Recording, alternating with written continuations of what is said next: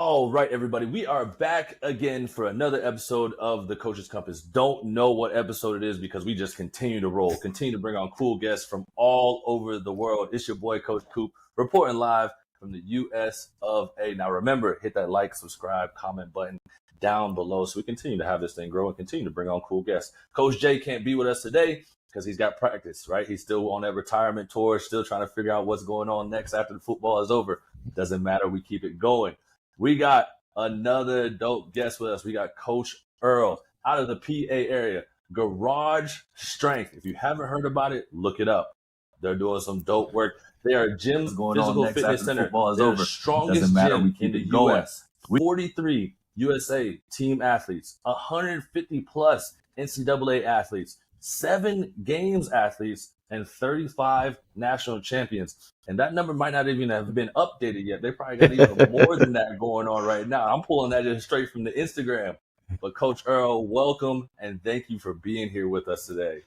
Thanks for having me, Coop. I really appreciate it. I feel like how do I say it? I want to shout out like the trainers in the gym too. Like I want to shout out Taman. I want to shout out like Legend. I want to shout out DJ, and I really want to shout out Dane too, who's like the head honcho there with it. And then like you could even there's Sam too, Sam Weeks, who does a lot with the throwers and throw you, and then like Trevor too, and then there's even Yvonne. Like there's a lot of people there doing a lot of awesome things for a lot of like young kids and even professional athletes too, and then even adults just trying to like stay fit and make it happen too. So yeah, thank you for having me on the show. I appreciate it too. Of course, man. Like you already said, like you guys got Garage Strength, Throw You, all these coaches in there working with high level athletes, general population, NCAA athletes, like all of this.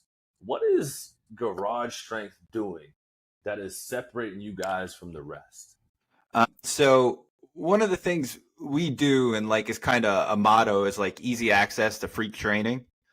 Is like one of the things we want to do. We live in, I guess you could technically, like we're around Reading, Pennsylvania, which is typically seen as like an impoverished area too. And we get people in there, and the idea is we take someone who is probably ordinary and make them believe they can be, and we set a standard and we hold them to that standard and work towards like achieving more and more.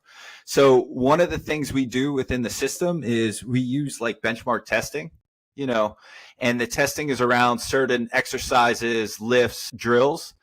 And then those exercises are tied to specific sort of, I guess, like categories, like a realm of athleticism. So think explosiveness as like its own realm. Think of strength as its like own thing, and then speed and endurance, right? Like those 4 sort of categories of things. And then based off the sport the athlete's doing is like we want to develop the athlete to like have those different things. And through the testing, you can see where they're weak. So for instance, if we're testing like strength, so they're doing something like a bench press or a back squat, right? Like depending on lower body or upper body. Athlete, no matter the age, middle school, high school, college age, post-collegiate, professional, there's like goal numbers, if you will. So like we have the numbers that like, hey, you're a middle school and you're a scrub. Like that number is like kind of what the kid on the bench is hitting. We have a number for a middle school athlete who's like, all right, you might be starting. We have the number for the middle school kid who is starting, and we have the number for the kid who's probably could start on the high school team, but is only in 8th grade. They're like that elite freak. And we have these numbers then for every single level of athlete, like beginner, advanced, intermediate, high school. And all the numbers are based around essentially who has come through the gym. Like, so our D1 athletes, Power 5 athletes, like what numbers were they hitting in these movements and these lifts and these things? So like, that's our elite, that's our freak number. All right. Our kids who ended up going D2 or made a D1 program that wasn't Power 5 ended up, maybe starting or getting playing time their senior year, special teams or something like that. That's like, good elite numbers. And we know what those are based off where they're at. So that's one thing. We essentially we have an algorithm to sort of predict where you could be. Now, those numbers don't predict what's in someone's head or sort of their mindset or their like go get itness, but it gives them a goal and a place to be. So like I was saying strength, right? Bench press or back squat. Like, here's a number you have to hit to go there. We have the same thing then around like explosiveness. So we're testing like a vertical jump. We're testing broad jump. It's actually a depth jump to a broad jump. And we're even testing like power cleans, Olympic lifts type of stuff that kind of borders between the two, if you will. Like, if you power clean so much, it's probably a demonstration of your strength, but it's also a demonstration of your explosiveness. And then same thing with like speed. Like, and we think of speed in three ways. We think of top end speed, we think of acceleration, and we think of change of direction when it comes to speed. So like change of direction is more your agility. So if we're testing like change of direction, think of like a 5-10-5 shuttle run or an L cone drill as something to like get that benchmark. For like top end speed, it's probably like a 100-meter dash or 40-yard dash with football. And then for something like acceleration, it's like just your 10-yard start, you know, things like that, or even the broad jump and vertical jump, like appeal to that too. So that's some of the stuff we do. I could even get more into the like system of what they do on a day-to-day basis as well. And then the periodization system, larger from like what they do in season and out of season to whenever we want to get to that. Yeah, for sure. But like, so if you take those numbers, right, and you bring in an athlete, how, like, so have you ever had an athlete that comes in and like they're maybe at a D2, D3 at a smaller school and they hit those freak numbers? So you're kind of like, why are you at that level? Or have you ever had, you know, a guy that's at the D1 level and tests like way below those elite numbers, and it kind of like, has that ever thrown off, you know, the numbers or anything? Or how has that changed the training program? So that's a great question. Yes, people don't live in all the areas and all the spots. So we use it, it's like a radar graph. So if you've ever seen, like, I don't know, if you ever played like D&D or something like that, or any type of role-playing game on like a thing, and you'll like see, or maybe even Madden has it. I haven't played, I know the new ones come out, but I haven't like played it. And like, you get like a stat sheet, right? Like you're ranked, like you're a 98 and something like this. So maybe you have an athlete who's like a 99 in speed, but they're like a 72 in strength. All right, like the speed is what gets them to that level, even though their strength level isn't there. But what that does is it creates an opportunity then within the system of where you could get like your low-hanging fruit to improve the athlete more. So, and then a lot of times when you see like a D2 kid that isn't necessarily D1, it's probably a few things. Late developer, you know, not necessarily access. There's a chance they're from a smaller school. So when you play at a smaller school, sort of the way you end up having to train and develop as an athlete is not the same way you need to train and develop at a bigger school for what a D1 school is looking for, right? So if you're playing, like your high school graduates 100 kids, on your football team, you're probably playing both ways and you're playing all special teams. Like there's no way around it. So in that sense, like your endurance capabilities are different than the kid who's only playing offense at like the 6A school. So the way they train is a little bit different, right? To have success in the program, you have to do things a little bit different. And so what you'll see is like that kid who has maybe more of that endurance all of a sudden gets into a program where they're only playing one way and can start like to develop their skills a little bit more that are more like specific for at the elite level. Because if you look at the NFL, right, like a running back, what, 20 touches a game, maybe 30 at most? Like imagine you have to have 30 max efforts over a 60-minute span. It's totally different than like as you're training in a high school level where it's like, I need you to go for 60 minutes as close to max effort as possible. So like that's where you'll sort of see that, how do I say it, the test like wave in and out and come back through that way. Yeah, I mean, how does that correlate? So like, you know what I mean?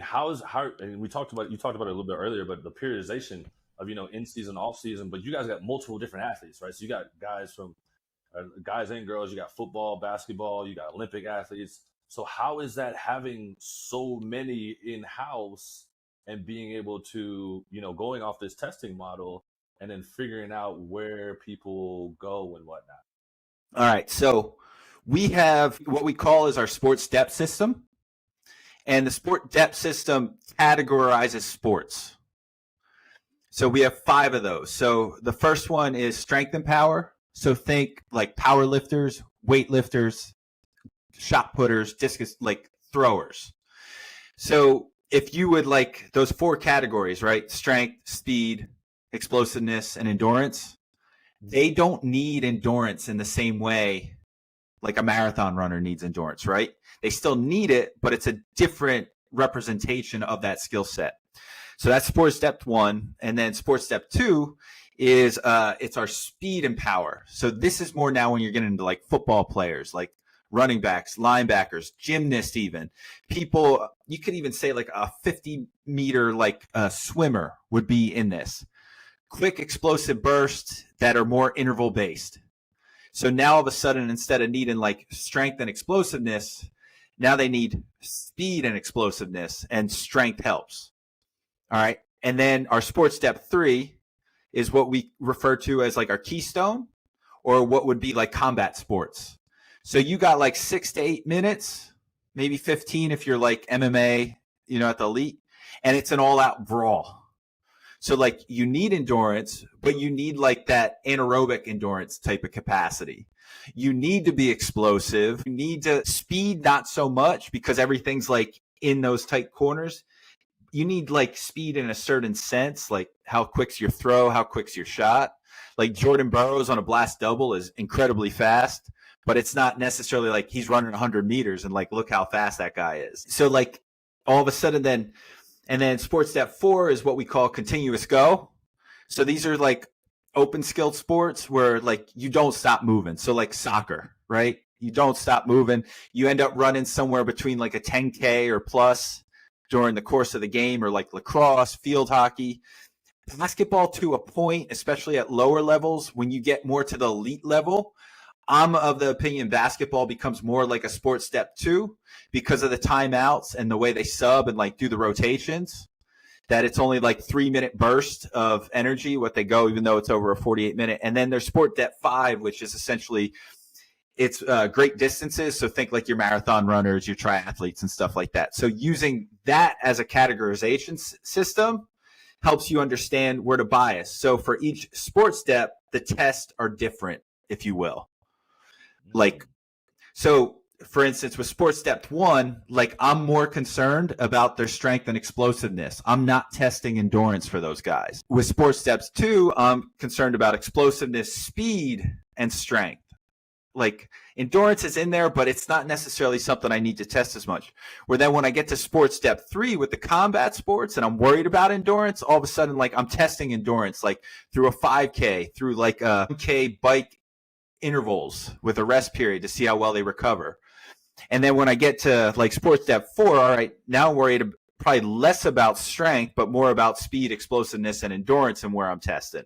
So do you see how that like you sort of shift the things, even though the tests are like the same, the test for each category like goes, and the sport depth goes from there. So that would be how we do it with the different sports. You asked about periodization too. I can get into that as well. Go for it, man, because I'm loving it, because I'm learning like how you guys are piecing all this together and everything. So yeah, for sure, the periodization. Yeah, and I just want to say like none of this is, the sports step stuff is newer, but none of this is hidden. Like we have it in our courses we sell, like the books Dane and me co-authored together, like the parabolic periodization, the garage strengths program design, and the sports performance Bible. Like this stuff's in there.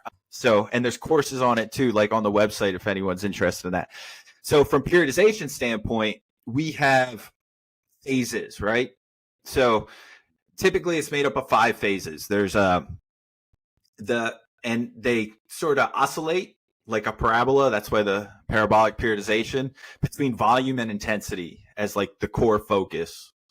So it starts with, exposure phase. So think of the exposure phase as like you're coming off season, your body's getting exposed to the sports and training and the conditioning again, like what it takes to come in and lift 4 to 5 days a week, work out 4 to 5 days a week in a capacity around like not doing your sport, but lifting weights. Mm-hmm. Exposure phase is usually about 4 weeks long, maybe a little longer, depending on what time frame you have off season, right? And usually you start with a test to see like where they're at to establish a baseline. Exposure phase and the comprehension phase follows the exposure phase. Once again, volume focused. Volume's actually up, but your body's better conditioned now to continue like along those lines with the volume. From there, then it flips to a more intensity focus, and we start the ascension phase, another 4 weeks, give or take. From the ascension phase, we go into the summit phase. This is about when you're probably the most explosive, strongest, and you're about to like essentially hit your peak, right? From there, then it goes into the realization phase, which could be anywhere from 2 to 4 weeks. And it tends to line up with the competition or be like competition out of competition type of thing from a periodization standpoint. So that's roughly 18 to 20 weeks there of programming, which would get you from like January to what? May? January, February, March. Yeah, about. And by that time, like, depending on what sport you're in, like, and then you do that based off seasons, right? So spring sports, winter sports, fall sports, their off-season lines up differently. But that's the periodization model in the thing. So that would be more off-season. In season, we use what's called a rolling compensation model. So the idea is the athlete works out 2 to 3 days a week. And how many days a week they work out is highly dependent on the competition level. So like football's easy because like it's very specific. Like in high school, they're playing on a Friday night, right? Like NFL, they're playing on a Sunday, maybe a Saturday. So it's much easier to like do it. Sport like basketball and wrestling, where you have more competitions, or lacrosse, like more games in a week, it can get a little bit more difficult, like strength of schedule. But with football, it's like, all right, we're playing this team that we can steamroll this week. We're trying to get 3 sessions in. If we're coming up against a team that isn't like is going to give us a punch in the face when we hit, like, all right, we're only going in 2 days a week. And then our volume and our intensity is measured that same way as well. We go lower body power day, upper body power day are the 2 days. We like to get that lower body power day in as soon as possible after like the competition to sort of work out the cobwebs. The third day, if it happens, is what we call an athlete day. So our athlete day mainly consists of plyometric movements. It's usually, you can do what we call a technical coordination movement at the beginning. So like a snatch, a power clean, a full clean, a jerk, something where you move heavyweight fast. You don't necessarily have to do that, but you can. It usually starts out with an easy bilateral plyometric and an easy unilateral plyometric, and you like superset those. So like box jumps into like single leg pogo jumps or something like that. And then you will typically from there go into a more challenging movement. So like we'll do hurdle hops now, and then maybe we'll do single leg stair jumps, something a little bit more difficult. And then from there you could go into a jump series in season, not necessarily what you would do because jump series get more complicated. So it's like, for example, you could do a jump series where you're like, think mini hurdle, high hurdle, mini hurdle, high hurdle, mini hurdle. And it like looks like a set of steps. And over the mini hurdles, you're jumping single leg laterally. And then over the high hurdles, you're jumping 2 legs like straight forward. And if you want to make it real complicated, you land on 1 foot over the high hurdle. And then you go lateral again. So you sort of get the idea, like you're learning how to jump cut, basically. Like you're strengthening the leg to make a lateral movement. We have video, if you've ever seen in like our YouTube channel where like Dane's talking and he's working with Nick Singleton. Like Nick does it and makes it look so easy. And then like you go and try and do it and you're like, man, there's a reason he's that good. Exactly. So yeah, that would be the in-season. I guess I should give that same thing for the off-season too, like the day-to-day split and break down there too. Go for it, man. All right. So we do what's called like a Lulu split. So lower, upper. But in between that, we have an athlete day. So the athlete day is the plyometric day, which I just described. But like off season, like you can push that a little bit more. You'd probably add like a reflexive strength movement, which is like something developed around like the ideas that Franz Bosch writes about, sort of around like teaching just be reflexive as an athlete with it. So it tends to be like lighter weight that's moved incredibly fast for low reps. So one of our favorites is like a drop dumbbell. You catch the dumbbell in like a single leg RDL, and then you go ahead and you snatch the dumbbell and you hold the hip lock. So it's like, it's like a high knee and you pause there in that position and the dumbbell's overhead like that. But back to that's the reflexive strength. Back to the like Lulu stuff. So lower body power day first. We start with the legs. A day is typically technical coordination movement. So with the lower body, that would be a snatch, a clean. It could be some variation of that. Like if you're a basketball player, you're probably doing something from 2 blocks just because it's like higher up, and that's more the position you're in as the athlete, right? You're in that like quarter squat, and that's where you're working from. From the technical coordination movement, we would go into an absolute strength movement. So lower body, front squat, zombie squats, back squats, single leg squats. And we love single leg squats, especially with like our single leg roller and the foam, like the balance pad. Like it's just, I don't know. Have you ever done like a Bulgarian split squat or anything like that? You ever feel how uncomfortable the back foot is on like a bench or so Very. It's the worst. Like, so GS, like Dane invented that. I don't know, but like designed it specific around like, this is the height it should be at. This is the most comfortable for athletes. And like, it's a bedrock of our system. And when you go from like doing a Bulgarian split squat on a bench to using a single leg roller, like the world is like, just opens up to you. Your foot's more comfortable. So much different. Yeah. Yeah. You can balance, you can, how do I say it? Like you can do it with speed. Like you're not as worried about falling, and you can load the weight up. Like, I just want to say, like, I've used it. I think I can do respectable numbers with it. But when you watch someone like single leg squat 500 pounds, you're like, whoa. Yeah. That's in the super freak. Yeah. Well, what's crazy is like, you'll see like, at the gym, like I've seen like NFL quality athletes like do 400 pounds for reps.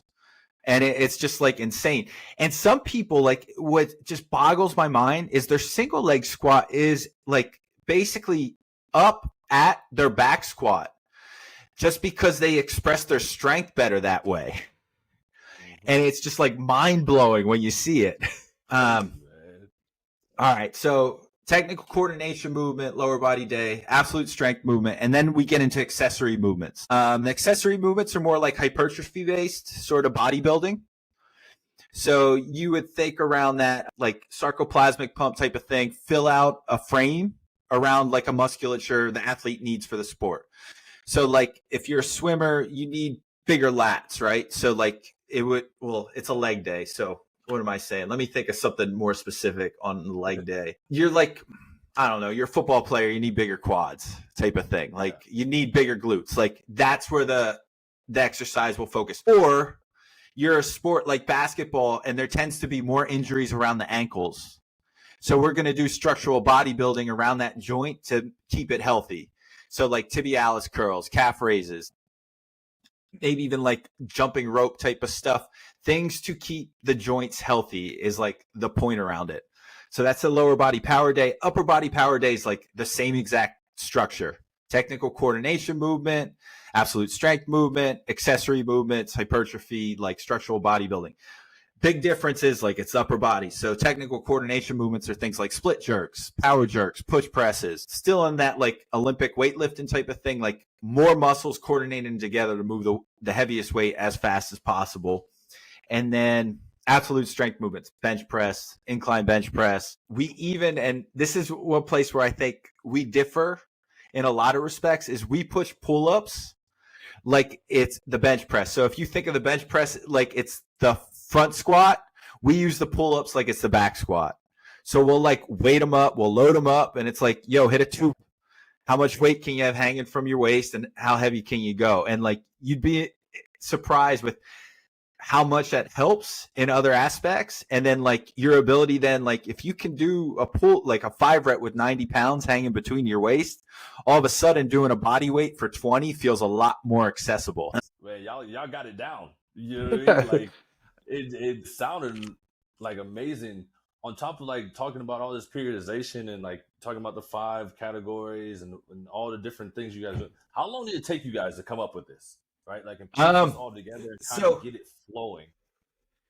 That's awesome question. So Garage Strength has existed since 2008.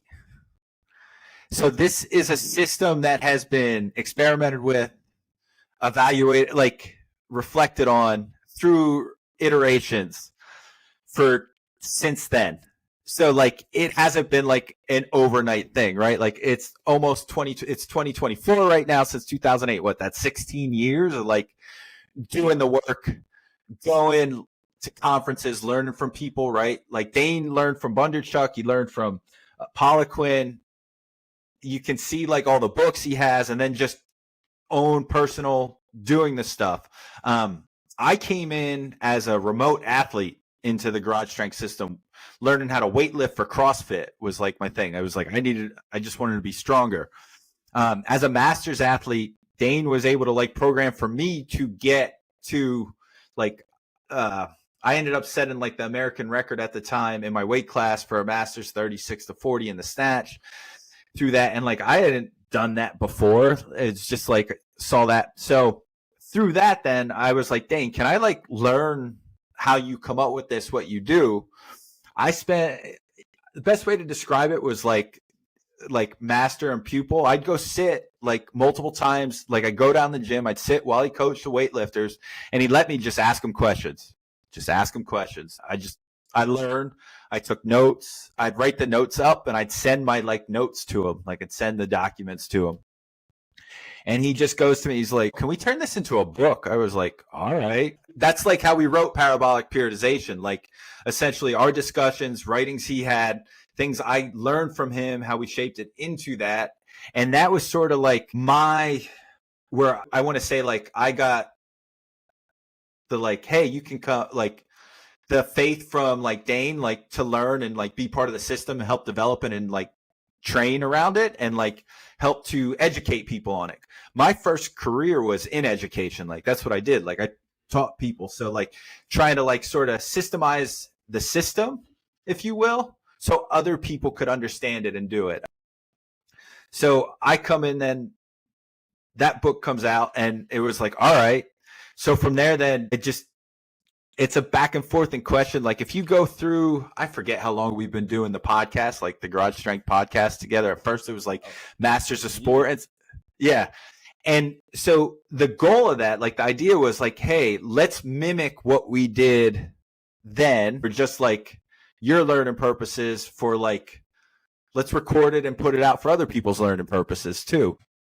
And like through those conversations, and then just through iterations, like the system just keeps developing. So like you get into like the Sports Performance Bible and the program design, where you start doing less like weightlifter specific stuff and more like any sport you could apply this to. I guess that would have been like the last 5 years. It's really been categorized more in a sense that like this is how we get it to other people instead of just people on site to understand it. And then through that, like the system developing is like, that's where Peak Strength then comes in too, right? That's the app Garage Strength has developed to like basically like easy access to free training. Like here you go, everyone. Like if you want to do the training that's done at Garage Strength by like elite athletes, by Olympic athletes like Sam Mattis, Eric Favors and stuff like that, like, yo, Peak Strength's your ticket. Like it will do that for you. And it hasn't happened yet, but it's coming. And I got permission to talk about it. Like we have an update coming around too within the app that's basically bringing all this new stuff in, like the sports step stuff I was talking about, like the categorization by sports, and then how it like helps with speed, endurance, and not just like strength and explosiveness. Like it starts having those sessions in there as well too. Some more drills around being speed. That's coming. Not giving a date, but it's on like you can see it in the horizon and it's approaching soon. So yeah, to answer your question, it's been a 16-year process that like just happens on a day-to-day basis, month to month. And it's like Dane comes with the ideas. He does it in practice. He sees what works with like the elite athletes. It feeds down to the trainers. And then like it's an education process from there. Then how do we give this education to the rest of the world then too? So that's like where the YouTube channel comes in. That's where the social media stuff comes in. Because really, we just want everyone to be as strong as possible. And the more people we can help get as strong as possible, as fast as possible, achieve whatever their athletic dream is, stay healthy, you know, whatever that is. We want to just keep making it more accessible to more people. That's what I feel like. That's what the coaching game is about, right? That's why everybody gets started in this and goes with what they're going with. It's working with athletes, working with general populations, because you want to make everybody better, right? So I've never understood why coaches have never worked together or made things more accessible or shared the knowledge and spoke to one another to learn. But obviously that's a whole nother field to go down. But you talk about all your systems and whatnot, and like the 16-year process. Who are you continuing, not only just from Dane, but like who are you continuing to learn from and kind of fine tune your own knowledge and your systems outside of just garage strength? Like who are some of the top coaches that you're kind of looking at? So number one, like I learned from Dane. I learned a lot from Taman, who's like our head coach, deals with the majority of like our middle school and high school kids there.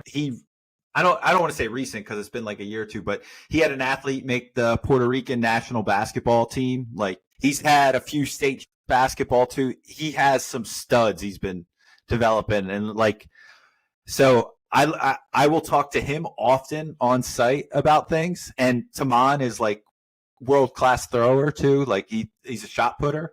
He took 9th at US, the Olympic trials recently. And Taman I think he threw 65 feet somewhere there. I don't know the numbers too precisely. He's someone big I learned. He challenges Dane a lot just from different experiences where they come. But like he's still a part of the thing. When it comes to speed stuff, I learned a ton from Legend because he's our speed guy on staff.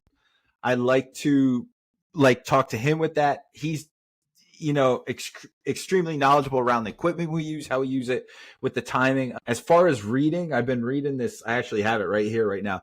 This Jens Bangs, I'm going to butcher the name, Bangsbo book. It's more around soccer training. I like to learn. I love Franz Bosch is someone I like to read a lot. And then PubMed, I end up through sort of, how do I say it? Through osmosis. We have like a channel of essentially like research articles, like scientific, like journal articles that end up popping up in like our like Slack thread amongst like the trainers, amongst like the staff. And typically Dane finds them and I just go in and read them. And I'm just like, you learn something. And it's like, oh, let me see how I could do this, or like creates a conversation or a dialogue around things. We have a Discord and a Reddit. So there's people that are more anonymous that I can interact with that will ask questions. I don't necessarily know like their level of knowledge or where they're at, but like their thought processes through things. And sometimes I think they know who I am. So they like kind of defer to like the expertise or the hierarchy of it, if you will.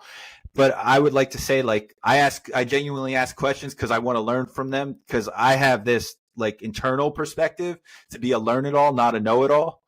That like everyone knows something that I probably don't know, or has an insight that value my perspective on something, where maybe it could be as simple as like understanding how to give a cue more, how a certain athlete is like thinking about something, to empathize with what they're going through, to like be better at coaching or delivering messages, like outside of sort of the like the X's and O's of it, if you will, more the interpersonal stuff that goes on. And then I love reading Franz Bosch. Even the first time I ran Franz Bosch, I felt it was completely over my head for a bit.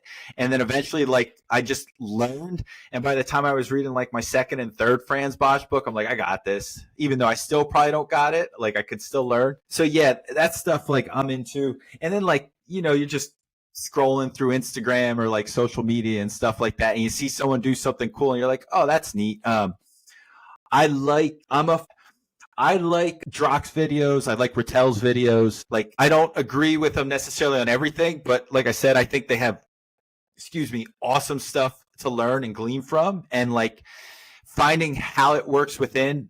I'm also a big fan of, I don't want to say like I'm totally into it, but I like how Seedman pushes things towards like an extreme level. It's almost like an iconoclast type of like behavior with it, and like he definitely has success with it, and I think that's really cool. And it's like a disruption that I think is valuable to force people to have to think about things through stuff. I don't like just the hate on it type of thing. I think that's like worthless. I think like I said, there's value in anything and everything in some capacity. It's just, it may not be the like total quality of something. Like I still think a back squat and like pull-ups are going to get you incredibly far, but it's okay to like go and do a reflexive strength movement. It's okay to do this like asymmetrical loading type of press with like a dumbbell to try to build more core stability as part of your accessory movement. So yeah, I think that's about who I've been learning. I've actually have diverse interest, if you will. So I like to try to take from totally out there places as well too. Like I like to read and like glean ideas from something weird, or like playing a video game and be like, if you were to do this physically, how would you train for it? I like reading manga. Like I like doing my geek culture stuff and things like that. So there's nothing wrong with that, right? Everybody's a little bit different in the game, right? Yeah. Get to know a little bit of something about all the coaches. Now, if you look back at 16-year-old Earl, right, and now the age that you're at, right, and you were to look back and to give him one piece of advice, what would it be? What would it be? Man, probably don't be so headstrong. Like, or keep your mouth shut. One of those two. It's a hard thing to do at 16, right? Yeah. Oh yeah. From like a training standpoint, I think I wish I would have found certain things like resources sooner. So when I was in high school, Nebraska football came out with this like training book that I had. I didn't get it till like my senior year, like a high school, but I wish I would have had that sooner, because that was my first introduction to like cleans, snatches, and things like that. I wish I wouldn't have power lifted so much. I wish I would have did more like explosive type of lifts, more full range of motion, squats, less leg pressing, just stuff I learned basically later on from like investigating, because I like kind of fell off of like fitness from like 20 to 30. I was more into my like instruments and like playing my banjo and stuff like that. Like I still do stuff like that, but it like fitness around my 30s became much more like imperative to like who I am and identity again. Simply because I was like, what made you happy when you were a kid? And one of the things I always enjoyed doing was working out. Like I was the guy who enjoyed practice probably more than the game, because I just liked doing. And this probably isn't good from a competitive stance. I like doing more than I like showing how good I was at something. And like competition is more like proof of concept, where I just wanted to do it and I don't want to say have fun. Like I was competitive. Like I was a decent athlete. It's just, it wasn't like me beating you didn't make me more who I was, like, if you will. I like at a very young age, I understood like you are who you are no matter what they do.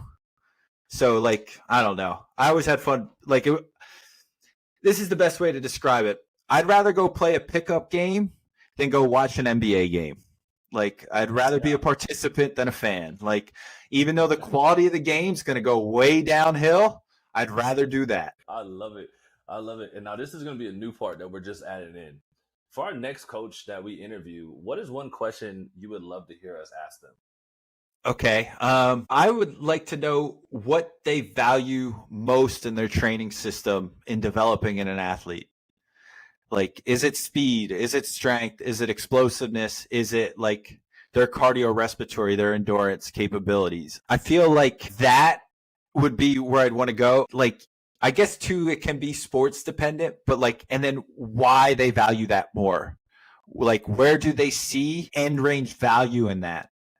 So like, for instance, if I'm a coach and I value explosiveness more than strength, there's a good chance I bias my programming more towards plyometric movements than I do towards back squats and bench pressing. All right. Why is it I make that decision to do it? Like, is it because I feel my athletes don't get beat up as much? I feel my athletes respond to it more. I feel like it leaves them be more competitive on the field, like they have more in the tank. Like, I don't know. I'm just, hypothetical. Why is it would I think that? Stuff like that. I love it. We're definitely going to add that for the next coach that comes. But before we get out of here, we got our 60-second round. It is 10 Okay. questions, 1-word answers. Are you ready for it? I will do my darndest to say one word. All right, here we go. 60 seconds on the clock. Favorite post-workout snack? Quest bar. Well, yeah. The cookie Favorite specifically. sport? Right now, basketball. Dream vacation spot? I want to go live in Tokyo for like years. Guilty pleasure food? Goldfish. Best concert you've ever been to?